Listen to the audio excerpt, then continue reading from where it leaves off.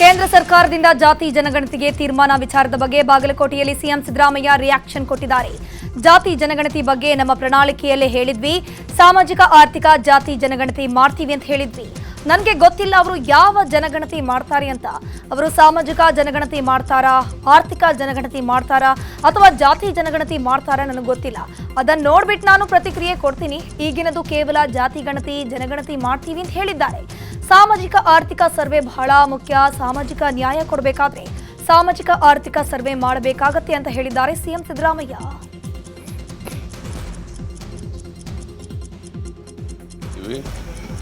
ನಮ್ಮ ಮ್ಯಾನಿಫೆಸ್ಟೋನಲ್ಲೇ ಹೇಳಿದ್ದೀವಿ, socio economic and caste census ಆಗಬೇಕು ಅಂತ ಹೇಳಿದ್ದೀವಿ. ನನಗೆ ಗೊತ್ತಿಲ್ಲ ಅವರು ಬರೀ ಕ್ಯಾಟ್ ಸೆನ್ಸಸ್ ಮಾಡ್ತಾರಾ, ಸೋಷಿಯೋ ಎಕನಾಮಿಕ್ ಸರ್ವೆ ಮಾಡ್ತಾರಾ ಏನು ಅಂತ ಗೊತ್ತಿಲ್ಲ. ಅದು ನೋಡ್ಬಿಟ್ಟು ಹೇಳ್ತೀನಿ ನಾನು. ಬರೀ ಈಗಿರ್ತಕ್ಕಂಥದ್ದು ಕ್ಯಾಟ್ ಸೆನ್ಸಸ್ ಮಾಡ್ತೀವಿ ಮತ್ತು ಜನಗಣತಿ ಮಾಡ್ತೀವಿ ಅಂತ ಹೇಳಿದರು. ಸೆನ್ಸಸ್ ಆ್ಯಂಡ್ ಕ್ಯಾಟ್ ಸೆನ್ಸಸ್ ಅದೇ ಸರಿಯಪ್ಪ. Socio economic survey is very important. Social justice ಮಾಡಬೇಕಾದ್ರೆ ಸೋಷಿಯೋ ಎಕನಾಮಿಕ್ ಸರ್ವೆ ಮಾಡಬೇಕಾಗ್ತದೆ. ನಮ್ಮ ಮ್ಯಾನಿಫೆಸ್ಟೋನಲ್ಲೇ ಹೇಳಿದ್ದೀವಿ. ರಾಜ್ಯದಲ್ಲಿ ಜಾತಿ ಜನಗಣತಿ ಮಾಡಿರೋದನ್ನ ಕ್ಯಾಬಿನೆಟ್ನಲ್ಲಿ ಮಂಡಿಸಿದ್ದೀವಿ. ಎಲ್ಲ ಸಚಿವರಿಗೆ ಒಪ್ಪಿಗೆ ಕೊಡಿ ಅಂತ ಹೇಳಿದ್ದೀನಿ. ಅವರ ಒಪ್ಪಿಗೆ ಕೊಟ್ಟ ಮೇಲೆ ಮತ್ತೆ ಕ್ಯಾಬಿನೆಟ್ ಮುಂದೆ ತಗೊಂಡು ಚರ್ಚೆ ಮಾಡ್ತೀನಿ ಅಂದ್ರು ಸಿಎಂ.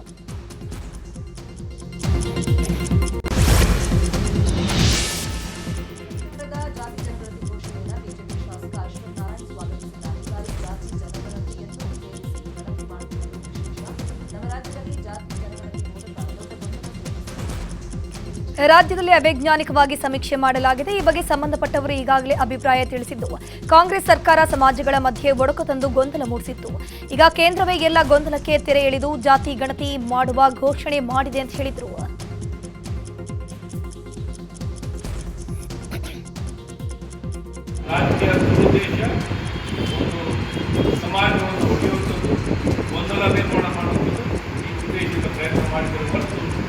ಕಾನೂನು ಪ್ರಕಾರವಾಗಿ ಯಾವುದೇ ಮಾನ್ಯತೆ ಇಲ್ಲ, ಕಾನೂನನ್ನು ಅದಕ್ಕೆ ಯಾವುದೋ ಅವಕಾಶ ಇರಲಿಲ್ಲ ಅಂತ ಬಹಳ ಸ್ಪಷ್ಟವಾಗಿ ರಾಜ್ಯ ಸರ್ಕಾರವೇ ಹಲವಾರು ಬಾರಿ ಆದರೂ ಈ ಪ್ರಯತ್ನಗಳನ್ನು ಮಾಡಿದರೆ ಇದಕ್ಕೆಲ್ಲ ತೆರೆಗಳಿಗೆ ಸ್ಪಷ್ಟತೆಯನ್ನು ಕೊಡಲಿಕ್ಕೆ ಕೇಂದ್ರ ಸರ್ಕಾರ ಬಂದಿರುವಂಥದ್ದು ಒಳ್ಳೆಯ ಬೆಳವಣಿಗೆ.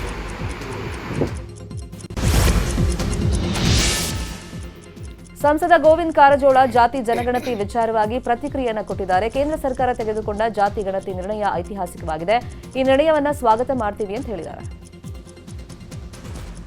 ಜನಾಂಗದ ದೃಷ್ಟಿಯಿಂದ ಇದೊಂದು ಐತಿಹಾಸಿಕ ನಿರ್ಣಯ. ಈ ನಿರ್ಣಯವನ್ನ ನಾನು ಸ್ವಾಗತಿಸ್ತೇನೆ. ಸಿದ್ದರಾಮಯ್ಯನವ್ರ ಸರ್ಕಾರ ಕಳೆದ 10 ವರ್ಷಗಳಿಂದ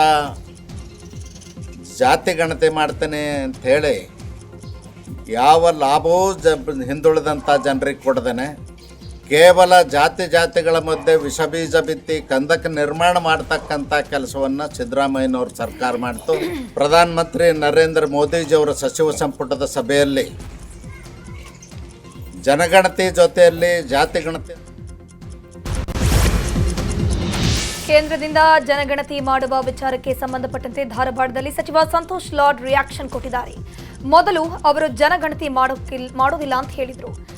ರಾಜ್ಯ ಸರ್ಕಾರದನ್ನ ಮಾಡಿದ್ರೆ ಕೇಂದ್ರದವರು ಅದಕ್ಕೆ ಟಿಪ್ಪಣಿ ಕೊಡ್ತಾ ಇದ್ರು. ನಾವು ಮಾಡಿದ್ದು ಹಿಂದುಳಿದ ಜಾತಿಗಳಿಗೆ 54 ಪ್ಯಾರಾಮೀಟರ್ ಸೆಟ್ ಮಾಡಿದ್ದೀವಿ. ರಾಹುಲ್ ಗಾಂಧಿಯವರು ಗಣತಿ ಆಗಬೇಕು ಅಂತ 5 ವರ್ಷಗಳಿಂದ ಹೇಳ್ತಾ ಇದ್ರು. OBC ಎಷ್ಟು ಜನ ಇದ್ದಾರೆ ಅಂತ ಕೇಳ್ತಿದ್ರು.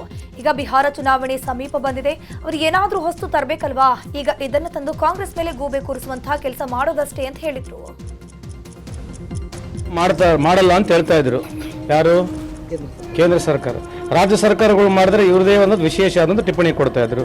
ನಾವು ಮಾಡಿರ್ತಕ್ಕಂಥದ್ದು ಅದರ್ ಬ್ಯಾಕ್ವರ್ಡ್ ಕ್ಲಾಸಸ್ ಅಂತ OBC ಅಂತ ನಾವೇನು ಹೇಳ್ತೀವಿ, ಅದು ಎಕನಾಮಿಕಲಿ ಶೈಕ್ಷಣಿಕವಾಗಿ ಆರ್ಥಿಕವಾಗಿ ಎಷ್ಟು ಮುಂದೆ ಬರೆದಿರತಕ್ಕಂಥದ್ದು ಒಂದು 54 ಪ್ಯಾರಾಮೀಟರ್ ಸೆಟ್ ಮಾಡಿದ್ದೀವಿ. ಯಾರು? ರಾಜ್ಯ ಸರ್ಕಾರ ಮಾಡಿತ್ತು. ಈಗ ರಾಹುಲ್ ಗಾಂಧಿಯವರು ಕಳೆದ 5-6 ವರ್ಷದಿಂದ ಇದರ ಬಗ್ಗೆ ಆಗಬೇಕು, ಜಾತಿ ಗಣತಿ ಆಗಬೇಕು, ಕಾಸ್ಟ್ ಸೆನ್ಸಸ್ಸು ಅಥವಾ ಜಾತಿ ಗಣತಿ ಎಲ್ಲ ಅಲ್ಲಿಗೆ ಬರೋದು, ಅದನ್ನು ಆಗಬೇಕು, OBCಗಳು ಎಷ್ಟಿದ್ದಾರೆ ಈ ದೇಶದಲ್ಲಿ ಅಂತ ಹೇಳಿ ರಾಹುಲ್ ಗಾಂಧಿಯವರು ಪದೇ ಹೇಳ್ತಾ ಇದ್ರು. ಈಗ ಎಲೆಕ್ಷನ್ಸ್ಗಳು ಹತ್ರ ಬಂದ್ಬಿಟ್ವಿ. ಈಗ ಈ ಬಿಹಾರ್ ಎಲೆಕ್ಷನ್ ಹತ್ರ ಬಂದದ್ದು ಏನೋ ತರಬೇಕಲ್ಲ ಹೊಸದು. ಈಗ ಅದು ತರೋದು ಕಾಂಗ್ರೆಸ್ ಮೇಲೆ ಗೂಬೆ ಕುಂದಿರ್ತಕ್ಕಂಥದ್ದು. ನಿಮ್ಮ ಅಧಿಕಾರ ಇದೆ ಕೇಂದ್ರದಲ್ಲಿ, ನೀವು ಮಾಡಿರಿ. ರಾಜ್ಯದಲ್ಲಿ ನಮ್ಮ ಅಧಿಕಾರ ಇದೆ, ನಾವು ಮಾಡ್ತೀವಿ. ನೀವು ಮಾಡಬೇಡ್ರಿ ಅಂತ ಹೇಳಕ್ಕೆ ಅಧಿಕಾರ ಇಲ್ಲ ಕೇಂದ್ರಕ್ಕೆ. ಅದಲ್ಲೂ ಮಾಡಲ್ಲ ಅಂತ ಹೇಳ್ತಾ ಇದ್ರು ಯಾರು? ಕೇಂದ್ರ ಸರ್ಕಾರದ ಜಾತಿ ಗಣತಿಯ ನಿರ್ಧಾರವನ್ನ ಬೀದರ್ನಲ್ಲಿ ಸಚಿವ ಈಶ್ವರ್ ಖಂಡ್ರೆ ಸ್ವಾಗತಿಸಿದ್ದಾರೆ. ದೇಶದಾದ್ಯಂತ ಜಾತಿ ಗಣತಿ ಆಗಬೇಕನ್ನೋದು ನಮ್ಮ ಪಕ್ಷದ ಬೇಡಿಕೆಯಾಗಿತ್ತು. ಸಾಮಾಜಿಕ ನ್ಯಾಯ ಎಲ್ಲ ಸಮುದಾಯಕ್ಕೆ ಸಿಗಬೇಕು ಅನ್ನೋದು ಸಂವಿಧಾನಿಕ ಹಕ್ಕಾಗಿದೆ. ಇವತ್ತು ಜಾತಿ ಗಣತಿಯ ಬಗ್ಗೆ ಬಿಜೆಪಿ ಕೇಂದ್ರ ಸರ್ಕಾರ ಕಣ್ತೆರೆದಿದೆ. ಕೇಂದ್ರ ಸರ್ಕಾರ ಜಾತಿ ಗಣತಿ ಮಾಡ್ತೀನಿ ಅಂತ ಘೋಷಿಸಿರುವುದನ್ನ ಸ್ವಾಗತ ಮಾಡ್ತೀನಿ ಅಂತ ಹೇಳಿದ್ರು. ಕೇಂದ್ರದ ಬಿಜೆಪಿ ಸರ್ಕಾರ ಕಣ್ತೆರೆದು ಇವತ್ತೇನು ಜಾತಿ ಗಣತಿ ಮಾಡ್ತೀವಿ ಅಂತ ಘೋಷಣೆ ಮಾಡಿದ್ದಾರೆ, ಅದಕ್ಕೆ ನಾನು ಸ್ವಾಗತ ಮಾಡ್ತಾ ಇದ್ದೇನೆ. ಮತ್ತು ಇವತ್ತು ಪ್ರತಿಯೊಂದು ಅತ್ಯಂತ ವೈಜ್ಞಾನಿಕವಾಗಿ, ಸಾಮಾಜಿಕವಾಗಿ, ಶೈಕ್ಷಣಿಕವಾಗಿ, ಆರ್ಥಿಕವಾಗಿ ಪ್ರತಿಯೊಂದು ಸಮುದಾಯದ ಹಿಂದುಳಿರುವಿಕೆಯನ್ನು ಇವತ್ತು ಹೊಸದಾಗಿ ಅಂದರೆ ತಂತ್ರಜ್ಞಾನವನ್ನು ಬಳಸಿಕೊಂಡು ಯಾವುದೇ ಅಪಸ್ವರ ಇಲ್ಲದೆ ಯಾವ ಸಮುದಾಯಕ್ಕೂ ಅನ್ಯಾಯ ಆಗದ ರೀತಿಯಲ್ಲಿ ವಾಸ್ತವಾಂಶದ ಆಧಾರದ ಮೇಲೆ ಇದನ್ನು ಯಾರು ಬರೆಸ್ತಾರೆ ಅದನ್ನು ಖಾತ್ರಿಪಡಿಸಿಕೊಂಡು ಇದು ಒಂದು ಅಡಿಪಾಯ ಆಗಬೇಕು ಈ ಸರ್ವ ಸಮಾಜದ ಅಭಿವೃದ್ಧಿಗಾಗಿ, ದೇಶದ ಅಭಿವೃದ್ಧಿಗಾಗಿ. ಆ ದೃಷ್ಟಿಯಿಂದ ಜನಗಣತಿ ಜೊತೆಗೆ ಜಾತಿ ಗಣತಿ ಸೇರಿ ಪ್ರಧಾನಿ ಮೋದಿ ನೇತೃತ್ವದ ಸಚಿವ ಸಂಪುಟ ಸಭೆಯಲ್ಲಿ ಹಲವು ಮಹತ್ವದ ನಿರ್ಧಾರಗಳನ್ನು ಕೈಗೊಳ್ಳಲಾಗಿದೆ. ಕಬ್ಬು ಬೆಳೆಗಾರರಿಗೆ ನ್ಯಾಯಯುತ ಮತ್ತು ಲಾಭದಾಯಕ ಬೆಲೆ ಹೆಚ್ಚಳ, ಮೇಘಾಲಯದಿಂದ ಅಸ್ಸಾಂಗೆ ಸಂಪರ್ಕಿಸಲು ಶಿಲ್ಲಾಂಗ್ನಿಂದ ಸಿಲ್ವರ್ ಕಾರಿಡಾರ್ ಯೋಜನೆಯ ಚತುಷ್ಪಥ ರಸ್ತೆಗೆ ಅನುಮೋದನೆ ನೀಡಲಾಗಿದೆ. ಈ ಯೋಜನೆಯ ಹೆದ್ದಾರಿಯ ಉದ್ದ 166.8 ಕಿಲೋಮೀಟರ್ ಇದೆ. ಕಾಶ್ಮೀರದ ಪಹಲ್ಗಾಮ್ನಲ್ಲಿ ಪ್ರವಾಸಿಗರ ಮೇಲೆ ಉಗ್ರರ ದಾಳಿ ಪ್ರಕರಣಕ್ಕೆ ಸಂಬಂಧಪಟ್ಟಂತೆ ದೆಹಲಿಯಲ್ಲಿ ಪ್ರಧಾನಿ ಮೋದಿಯವರನ್ನ ನಿನ್ನೆ ಸೇನಾ ಮುಖ್ಯಸ್ಥರು ಭೇಟಿ ನೀಡಿದರು. ಭೂಸೇನೆ, ವಾಯುಪಡೆ, ನೌಕಾಪಡೆ ಮುಖ್ಯಸ್ಥರು ಪ್ರಧಾನಿಗಳನ್ನ ಭೇಟಿಯಾಗಿ ದೇಶದಲ್ಲಿನ ಸದ್ಯದ ಬೆಳವಣಿಗೆ ಬಗ್ಗೆ ಮಾಹಿತಿಯನ್ನು ನೀಡಿದರು. ಈ ವೇಳೆ ಕೇಂದ್ರ ಸಚಿವ ಎಸ್ ಜೈಶಂಕರ್, ಇನ್ನು ಎನ್ಎಸ್ಎ ಅಜಿತ್ ದೋವಲ್ ಉಪಸ್ಥಿತರಿದ್ದರು. ಉಗ್ರರ ವಿರುದ್ಧ ಪ್ರತೀಕಾರದ ದಾಳಿಗೆ ಬೇಕಾದ ಎಲ್ಲಾ ಯೋಜನೆಗಳನ್ನು ಬೇಗ ಸಿದ್ಧಪಡಿಸಿ ಅಂತ ಸಭೆಯಲ್ಲಿ ಸೂಚಿಸಲಾಗಿದೆ. ಮೇ 19ರಂದು ರಷ್ಯಾದ ವಿಕ್ಟರಿ ಡೇ ಆಚರಣೆಯಲ್ಲಿ ಭಾಗವಹಿಸಬೇಕಾಗಿದ್ದ ಪ್ರಧಾನಿ ನರೇಂದ್ರ ಮೋದಿ ತಮ್ಮ ಪ್ರವಾಸವನ್ನು ಮೊಟಕುಗೊಳಿಸಿದ್ದಾರೆ. ಪಹಲ್ಗಾಮ್ ದಾಳಿ ಹಿನ್ನೆಲೆಯಲ್ಲಿ ಮೋದಿ ರಷ್ಯಾ ಪ್ರವಾಸ ರದ್ದು ಮಾಡಿರುವುದು ಪಾಕಿಸ್ತಾನಕ್ಕೆ ಆತಂಕವನ್ನು ಹೆಚ್ಚು ಮಾಡಿದೆ. ಪಾಕ್ ವಿರುದ್ಧ ಭಾರತ ಮತ್ತೊಂದು ಅಸ್ತ್ರವನ್ನ ಪ್ರಯೋಗ ಮಾಡಿದೆ. ಪಹಲ್ಗಾಮ್ನಲ್ಲಿ ನಡೆದಂತ ದಾಳಿ ಬೆನ್ನಲ್ಲೇ ಪಾಕ್ ತನ್ನ ವಾಯು ಪ್ರದೇಶದಲ್ಲಿ ಭಾರತದ ವಿಮಾನಗಳಿಗೆ ನಿರ್ಬಂಧವನ್ನ ಹೇರಿತು. ಇದೀಗ ಭಾರತ ಕೂಡ ಅದೇ ನಿರ್ಧಾರಕ್ಕೆ ಮುಂದಾಗಿದೆ. ಈ ಬಗ್ಗೆ ಆದೇಶ ಹೊರಡಿಸಿರುವಂತಹ ಭಾರತ ಸರ್ಕಾರ ಮೇ 23ರವರೆಗೆ ಪಾಕ್ ಒಡೆತನದ ಖಾಸಗಿ, ಸಾರ್ವಜನಿಕ, ಸೇನಾ ವಿಮಾನಗಳು ಸೇರಿದಂತೆ ಯಾವುದೇ ವಿಮಾನಗಳು ಭಾರತದ ವಾಯು ಪ್ರದೇಶವನ್ನ ಬಳಸುವಂತಿಲ್ಲ ಅಂತ ಹೇಳಿದೆ.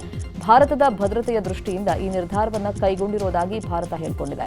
ಭಾರತದ ವಾಯು ಪ್ರದೇಶ ಬಂದ್ ಆಗಿರುವ ಕಾರಣ ಪಾಕ್ ವಿಮಾನಗಳು ಈಗ ಚೀನಾದ ವಾಯು ಪ್ರದೇಶ ಬಳಸಿ ಸುತ್ತು ಹೊಡಿಬೇಕಾಗಿದೆ.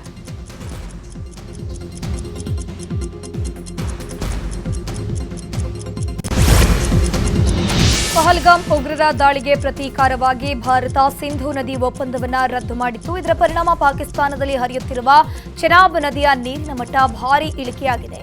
ಸಿಯಾಲ್ಕೋಟ್ ಬಳಿ ಚೆನಾಬ್ ನದಿಯ ನೀರಿನ ಮಟ್ಟ ಭಾರೀ ಇಳಿಕೆಯಾಗಿರುವ ದೃಶ್ಯ ಉಪಗ್ರಹದಲ್ಲಿ ಸೆರೆಯಾಗಿರುವಂಥದ್ದು. ಏಪ್ರಿಲ್ 26ರಂದು ನದಿಯಲ್ಲಿ ನೀರು ಹರಿಯುತ್ತಾ ಇದ್ರೆ ಏಪ್ರಿಲ್ 29ರಂದು ನೀರಿನ ಮಟ್ಟ ಭಾರೀ ಇಳಿಕೆಯಾಗಿರುವುದು ಚಿತ್ರದಲ್ಲಿ ಸೆರೆಯಾಗಿದೆ.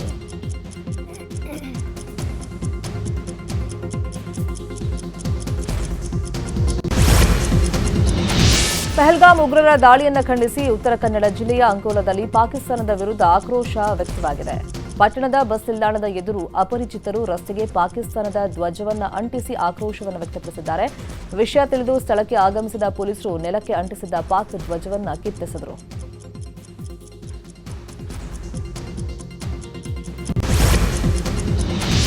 ಮಂಗಳೂರಿನ ಕುಡುಪುವಿನಲ್ಲಿ ಗುಂಪು ಹತ್ಯೆ ಪ್ರಕರಣ ಖಂಡಿಸಿ ಎಸ್ಡಿಪಿಐ ಕಾರ್ಯಕರ್ತರು ಬೃಹತ್ ಪ್ರತಿಭಟನೆಯನ್ನ ಮಾಡಿದ್ದಾರೆ. ಕುಡುಪು ಗುಂಪು ಹತ್ಯೆಯನ್ನು ಖಂಡಿಸಿ ಎಸ್ಡಿಪಿಐ ಪ್ರತಿಭಟನೆ ಸಂದರ್ಭದಲ್ಲಿ ಬಿಜೆಪಿ ಮುಖಂಡನ ಬಂಧನಕ್ಕೆ ಒತ್ತಾಯಿಸಿ ಪ್ರತಿಭಟನೆ ಮಾಡಲಾಗಿದ್ದು, ರಾಜ್ಯ ಸರ್ಕಾರದ ವಿರುದ್ಧ ಎಸ್ಡಿಪಿಐ ಕಾರ್ಯಕರ್ತರು ಘೋಷಣೆಗಳನ್ನು ಕೂಗಿದ್ದಾರೆ. ಜೊತೆಗೆ ಗೃಹ ಸಚಿವ ಪರಮೇಶ್ವರ್ ರಾಜೀನಾಮೆಗೆ ಒತ್ತಾಯಿಸಿ ಮಂಗಳೂರಿನ ಕ್ಲಾಕ್ ಟವರ್ ಮುಂಭಾಗದಲ್ಲಿ ಪ್ರತಿಭಟನೆಯನ್ನ ಮಾಡಲಾಗಿದೆ.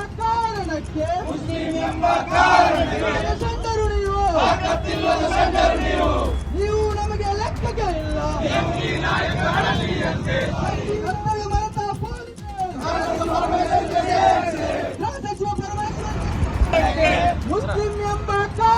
ಇದಕ್ಕೆ ಮುಸ್ಲಿಂ ಎಂಬ ಕಾರಣಕ್ಕೆ ರಾಮನಗರ ಜಿಲ್ಲೆಯ ಬಿಡದಿಯ ನೂತನ ಟೌನ್ಶಿಪ್ ಮಾಡೋಕೆ ಹೊರಟಿರುವಂತಹ ಸರ್ಕಾರದ ನಿರ್ಧಾರಕ್ಕೆ ವಿರೋಧ ಕೇಳಿಬಂದಿದೆ. ಇಂದು ಬೆಳಗ್ಗೆ ರೈತರು ಸುದ್ದಿಗೋಷ್ಠಿ ನಡೆಸಲಿದ್ದಾರೆ. ಗ್ರೇಟರ್ ಬೆಂಗಳೂರು ಪ್ರಾಧಿಕಾರದ ವಿರುದ್ಧ ಸಿಡಿದೆದ್ದಿರುವಂತಹ ರೈತರು ಈ ಯೋಜನೆಯ ವಿರುದ್ಧ ಕೆಲವು ದಾಖಲೆಗಳನ್ನು ಬಿಡುಗಡೆ ಮಾಡಲಿದ್ದಾರೆ. ಕಾಂಗ್ರೆಸ್ ಮುಖಂಡ ಎಚ್ಕೆಇ ಸೊಸೈಟಿ ಮಾಜಿ ಅಧ್ಯಕ್ಷ ಭೀಮಾಶಂಕರ್ ಬಿಲಗುಂದಿ ಮನೆ ಮೇಲೆ ಇಡಿ ದಾಳಿಯಾಗಿದೆ. ಕಲಬುರಗಿಯ ರಿಂಗ್ ರಸ್ತೆಯಲ್ಲಿರುವಂತಹ ಭೀಮಾಶಂಕರ್ ಬಿಲಗುಂದಿ ನಿವಾಸದ ಮೇಲೆ ಇಡಿ ಅಧಿಕಾರಿಗಳು ದಾಳಿಯನ್ನ ಮಾಡಿದ್ದು ಕೆಲವು ಮಹತ್ವದ ದಾಖಲೆಗಳನ್ನು ಪರಿಶೀಲನೆ ಮಾಡಿದ್ದಾರೆ. ಎಂಆರ್ಎಂಸಿ ಮೆಡಿಕಲ್ ಕಾಲೇಜ್ ಶಿಷ್ಯ ವೇತನ ಹಗರಣ ಕುರಿತಂತೆ ದಾಳಿ ಮಾಡಲಾಗಿದೆ ಅಂತ ಹೇಳಲಾಗ್ತಾ ಇದೆ. 2018ರಿಂದ 2024ರವರೆಗೆ 2 ಅವಧಿಗೆ ಭೀಮಾಶಂಕರ್ ಬಿಲಗುಂದಿ ಅಧ್ಯಕ್ಷರಾಗಿದ್ದರು. 80 ಕೋಟಿಗೂ ಅಧಿಕ ಹಣ ನೀಡದೆ ವಂಚನೆ ಮಾಡಿರುವಂತಹ ಆರೋಪದ ಹಿನ್ನೆಲೆಯಲ್ಲಿ ಇಡಿ ದಾಳಿ ಆಗಿದೆ ಅಂತ ಹೇಳಲಾಗ್ತಾ ಇದೆ. ಹಾವೇರಿಯಲ್ಲಿ ಮಾರ್ಗ ಮಧ್ಯೆ ಸಾರಿಗೆ ಬಸ್ ನಿಲ್ಲಿಸಿ ಕಂಡಕ್ಟರ್ ಕಮ್ ಡ್ರೈವರ್ ನಮಾಜ್ ಅನ್ನು ಮಾಡಿದ್ದಾರೆ. ಹಾನಗಲ್ನಿಂದ ವಿಶಾಲಗಢ್ಗೆ ತೆರಳುತ್ತಾ ಇದ್ದ ಬಸ್ನಲ್ಲಿ ಘಟನೆ ನಡೆದಿದೆ. ಡ್ರೈವರ್ ನಮಾಜ್ ಮಾಡೋದನ್ನ ಪ್ರಯಾಣಿಕರೇ ವಿಡಿಯೋ ಮಾಡಿದ್ದು ಬಸ್ನಲ್ಲಿ ನಮಾಜ್ಗೆ ವಿರೋಧವನ್ನ ವ್ಯಕ್ತಪಡಿಸಿದ್ದಾರೆ. ಕರ್ತವ್ಯದ ನಡುವೆ ಬಸ್ನಲ್ಲಿ ನಮಾಜ್ ಮಾಡಿದ್ದು ಎಷ್ಟು ಸರಿ ಅಂತ ಸೋಷಿಯಲ್ ಮೀಡಿಯಾದಲ್ಲಿ ಪ್ರಶ್ನೆ ಮಾಡಲಾಗ್ತಾ ಇದೆ. ಇನ್ನು ಕಂಡಕ್ಟರ್ ನಮಾಜ್ ಬಗ್ಗೆ ತನಿಖೆಗೆ ಸಾರಿಗೆ ಸಚಿವ ರಾಮಲಿಂಗಾರೆಡ್ಡಿ ಆದೇಶಿಸಿದ್ದಾರೆ.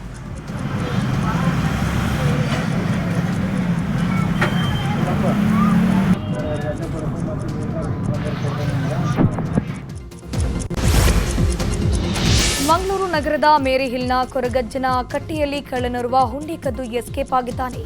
ದೈವ ಕೊರಗಜ್ಜನನ್ನ ಭಕ್ತಿಯಿಂದ ನಮಸ್ಕರಿಸಿದ ಕಳ್ಳ ಬಳಿಕ ಕಾಣಿಕೆ ಹುಂಡಿ ಕದ್ದೊಯ್ದಿದ್ದಾನೆ. ಕಾಣಿಕೆ ಹುಂಡಿ ಕದ್ದೊಯ್ಯುವ ದೃಶ್ಯ ಸಿಸಿಟಿವಿಯಲ್ಲಿ ಸೆರೆಯಾಗಿದೆ.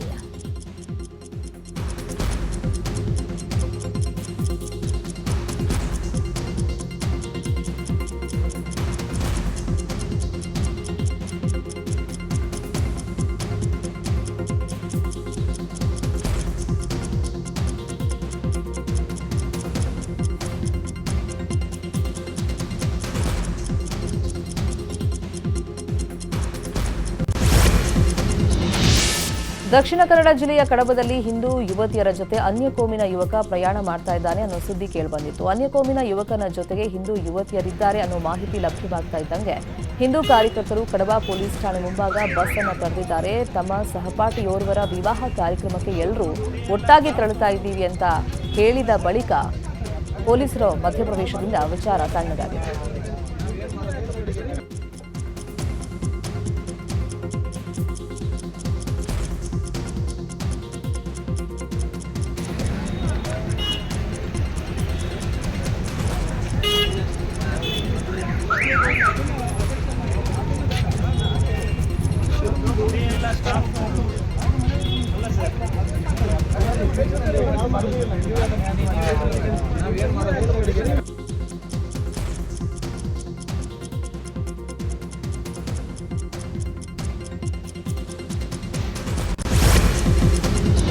ವಿಶ್ವಗುರು ಬಸವಣ್ಣನವರ ಜಯಂತಿಯನ್ನ ಯಾದಗಿರಿಯಲ್ಲಿ ಅದ್ದೂರಿಯಾಗಿ ಆಚರಿಸಲಾಯಿತು. ಅಖಿಲ ಭಾರತ ವೀರಶೈವ ಲಿಂಗಾಯತ ಮಹಾಸಭಾದ ಜಿಲ್ಲಾ ಘಟಕದಿಂದ ಬಸವೇಶ್ವರ ಜಯಂತಿ ಆಚರಣೆ ಮಾಡಲಾಯಿತು.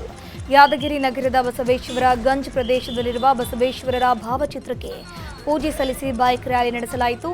ಇನ್ನು ಯುರಾ ಅಧ್ಯಕ್ಷ ವಿನಾಯಕ ಪಾಟೀಲ್, ಸಮಾಜದ ಯುವ ಘಟಕದ ಅಧ್ಯಕ್ಷ ಸುರೇಶ್ ಜಾಕ ಸೇರಿದಂತೆ ಅನೇಕರಿದ್ದರು.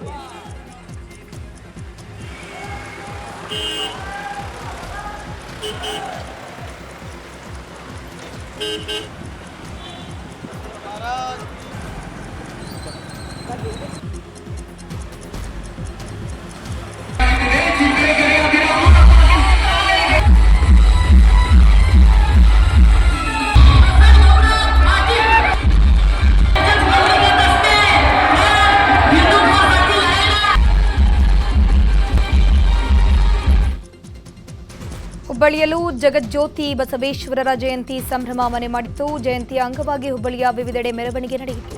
ವೀರಾಪುರ ಓಣಿಯಲ್ಲಿ ಜಗಜ್ಯೋತಿ ಬಸವೇಶ್ವರರ ಪುತ್ಥಳಿಯ ಭವ್ಯ ಮೆರವಣಿಗೆ ನಡೆಯಿತು. ಡಿಜೆ ಸದ್ದಿಗೆ ಮಹಿಳೆಯರು ಪುರುಷರು ಹೆಜ್ಜೆ ಹಾಕಿ ಕುಣಿದು ಕುಪ್ಪಳಿಸಿದರು.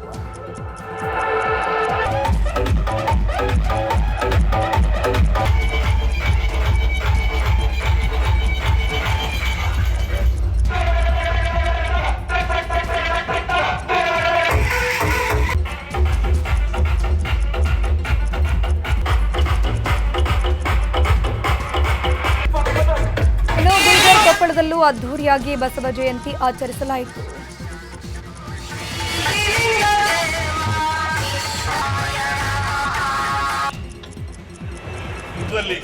ಈ ಭೂಮಿ ಮೇಲೆ ಒಂದು 8-9 ತಿಂಗಳ ಸನ್ಮಾನ್ಯ ಸಚಿವರಾದಂತಹ ವಿಶ್ವ ಖಂಡ್ರೆ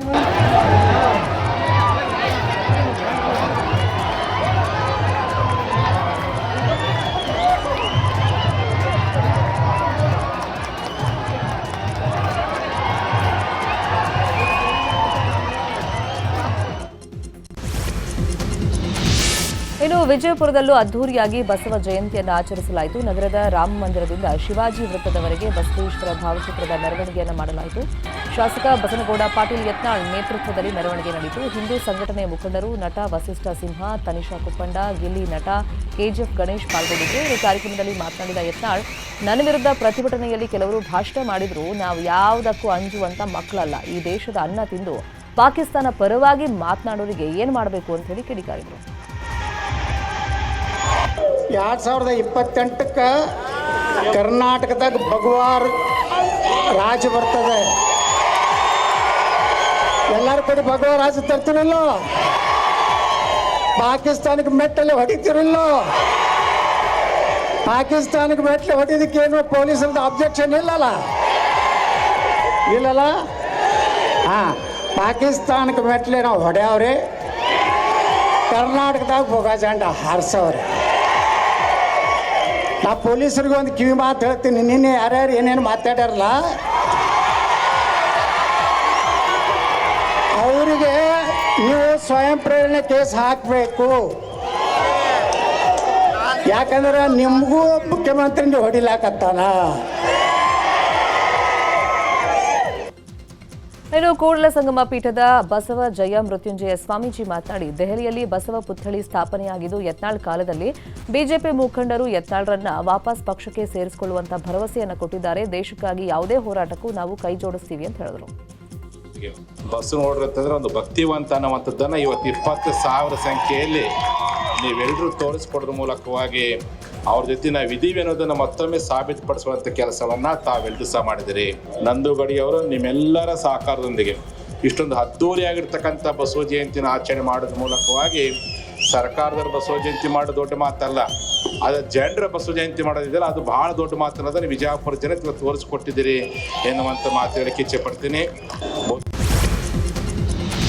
ವಿರೋಧ ಪಕ್ಷದವರಿಗೆ ಭಯವಿದೆ, ಅದಕ್ಕಾಗಿಯೇ ಸಿಎಂ ಡಿಸಿಎಂ ಬಗ್ಗೆ ಇಲ್ಲ ಸಲ್ಲದ ಆರೋಪ ಮಾಡ್ತಾರೆ ಅಂತ ಶಾಸಕ ಕೆವೈ ನಂಜೇಗೌಡ ಹೇಳಿದ್ದಾರೆ. ಕೋಲಾರದ ಕುರ್ಖಿ ಬಳಿ ಮಾತನಾಡಿರುವಂತಹ ನಂಜೇಗೌಡರು, ಸಿಎಂ ಸಿದ್ದರಾಮಯ್ಯನವರು ಪಾಕಿಸ್ತಾನ ಪರ ಮಾತನಾಡಿಲ್ಲ, ಯುದ್ಧ ಸದ್ಯಕ್ಕೆ ಬೇಡ ಅಂತ ಹೇಳಿದ್ದಾರಷ್ಟೇ. ಬೆಳಗಾವಿ ಸಮಾವೇಶದಲ್ಲಿ ಸಿಎಂ ಸಿದ್ದರಾಮಯ್ಯ ಪೊಲೀಸ್ ಅಧಿಕಾರಿ ಮೇಲೆ ಕೈ ಮಾಡಕ್ ಹೋಗಿಲ್ಲ. ಸಿದ್ದರಾಮಯ್ಯನವರ ವರ್ತನೆ ಬದಲಾವಣೆ ಏನೂ ಆಗಿಲ್ಲ. ಬಿಜೆಪಿಯವರು ಸುಖ ಸುಮ್ಮನೆ ಆರೋಪವನ್ನ ಮಾಡ್ತಿದ್ದಾರೆ ಅಷ್ಟೇ ಅಂತ ಹೇಳಿದ್ರು. ಶಿವಕುಮಾರ್ನ ಕಾಂಗ್ರೆಸ್ ನೋಡಿದ್ರೆ ನಡಕ ಭಯ, ಅದಕ್ಕಾಗಿ ಟೀಕೆ ಮಾಡ್ತಾರೆ. ಆ ಭಯ ಇಲ್ದಿದ್ರೆ ಅವ್ರು ಜಾಸ್ತಿ ಮಾತಾಡ್ತಾ ಇರಲಿಲ್ಲ. ಈಗ ಸಿದ್ದರಾಮಯ್ಯವರು ಮುಖ್ಯಮಂತ್ರಿಗಳು ಪಾಕಿಸ್ತಾನ ಪರ ಮಾತಾಡಿರೋದಲ್ಲ, ಯುದ್ಧ ಬೇಡ ಅಂತ ಹೇಳಿರೋದಲ್ಲ, ಸಂದರ್ಭ ಅಂತ ಹೇಳಿರೋದು. ನಾವು ಒಂದೇ ಸಾರಿ ಯುದ್ಧ ಮಾಡ್ತೀವಿ ಅಂತ ಹೇಳೋದಲ್ಲ, ಅಂತ ಸಂದರ್ಭ ಬಂದಾಗ ಮಾಡಲೇಬೇಕು, ಎಲ್ಲರೂ ಒಟ್ಟಿಗೆ ಭಾರತೀಯರೆಲ್ಲ ಒಂದಾಗಬೇಕು ಅಂತ ಹೇಳಿರೋದು ಅಲ್ವಾ. ಒಬ್ಬ ಮುಖ್ಯಮಂತ್ರಿ ಒಬ್ಬ ಅಧಿಕಾರಿ ಜವಾಬ್ದಾರಿನ ಮರೆತಾಗ ಒಬ್ಬ ಮುಖ್ಯಮಂತ್ರಿ ಧೈರ್ಯವಾಗಿ ಹೇಳುವಷ್ಟು ಅಧಿಕಾರ ಇಲ್ವಾ? ಅದನ್ನ ಹೇಳೋದು. ಹೊಡೆದ್ರ ಅವರು ಹೊಡೆದ್ರ ಯಾವ ತರ ಮಾತಾಡಿದ್ದು ದಾಟಿ ಸ್ಟೈಲಿ ಹೊಡಿತಾ ಇದ್ರು ಅಂತೇಳಿ ಸೃಷ್ಟಿ ಮಾಡೋದಿಲ್ಲ. ಅವ್ರ ಸ್ಟೈಲೇ ಅದು. ಬಿಜೆಪಿಯವರು ಆ ಕಪ್ಪು ಬಟ್ಟೆ ಪ್ರದಕ್ಷಿಣೆ ಮಾಡೋ ಸಂದರ್ಭ ಏನಿತ್ತು? ಅವ್ರಿಗೇನಾದ್ರು ಬೇಕು ಅಂತ ಮಾಡಂತ ಅವರು ಒಬ್ಬ ಮುಖ್ಯಮಂತ್ರಿ. ಹುಬ್ಬಳ್ಳಿಯ ಗಿರಣಿಚಾಳ ಮೈದಾನದಲ್ಲಿ ಇವತ್ತು ಕಾಂಗ್ರೆಸ್ ಬೃಹತ್ ಪ್ರತಿಭಟನಾ ಸಮಾವೇಶವನ್ನು ಹಮ್ಮಿಕೊಂಡಿದೆ. ಕೇಂದ್ರ ಸರ್ಕಾರದ ಜನ ವಿರೋಧಿ ನೀತಿಯನ್ನು ಖಂಡಿಸಿ ಸಮಾವೇಶವನ್ನು ಹಮ್ಮಿಕೊಳ್ಳಲಾಗಿದೆ. ಎಐಸಿಸಿ ಅಧ್ಯಕ್ಷ ಮಲ್ಲಿಕಾರ್ಜುನ ಖರ್ಗೆ, ಸಿಎಂ ಸಿದ್ದರಾಮಯ್ಯ, ಡಿಸಿಎಂ ಡಿಕೆ ಶಿವಕುಮಾರ್ ಮತ್ತು ಸಚಿವರು ಇದರಲ್ಲಿ ಪಾಲ್ಗೊಳ್ಳುತ್ತಾರೆ. ಧಾರವಾಡ, ಗದಗ, ಹಾವೇರಿ, ಕೊಪ್ಪಳ ಜಿಲ್ಲೆಗಳ 25,000ಕ್ಕೂ ಹೆಚ್ಚು ಮಂದಿ ಕಾರ್ಯಕರ್ತರು ಭಾಗವಹಿಸುವಂತ ನಿರೀಕ್ಷೆ ಇದೆ. ಭದ್ರತೆಗೆ 1,000ಕ್ಕೂ ಹೆಚ್ಚು ಪೊಲೀಸ್ ಸಿಬ್ಬಂದಿಯನ್ನು ನಿಯೋಜನೆ ಮಾಡಲಾಗಿದೆ. ರಾಜ್ಯದಲ್ಲಿ 3 ದಿನಗಳ ಕಾಲ ಮಳೆಯ ಅಲರ್ಟ್ ಘೋಷಣೆ ಮಾಡಲಾಗಿದೆ. ಮೇ 2ರವರೆಗೆ ರಾಜ್ಯದ ಹಲವು ಜಿಲ್ಲೆಗಳಲ್ಲಿ ಮಳೆಯಾಗಲಿದೆ. ವಿಜಯಪುರ, ಯಾದಗಿರಿ, ಬಾಗಲಕೋಟೆ, ರಾಯಚೂರು, ಕೊಪ್ಪಳ, ಧಾರವಾಡ, ಹಾವೇರಿ, ಗದಗ ಜಿಲ್ಲೆಗಳಿಗೆ ಆರೆಂಜ್ ಅಲರ್ಟ್ ಘೋಷಿಸಲಾಗಿದೆ. ಬೆಂಗಳೂರು ಹಾಗೂ ಬೆಂಗಳೂರು ಗ್ರಾಮಾಂತರ ಜಿಲ್ಲೆಗಳಿಗೆ ಯೆಲ್ಲೋ ಅಲರ್ಟ್ ಘೋಷಣೆ ಮಾಡಲಾಗಿರುವಂಥದ್ದು. ಗುಡುಗು ಗಾಳಿ ಸಹಿತ ಮಳೆಯಾಗಲಿದೆ ಅಂತ ಭಾರತೀಯ ಹವಾಮಾನ ಇಲಾಖೆ ಮುನ್ಸೂಚನೆ ಕೊಟ್ಟಿದೆ.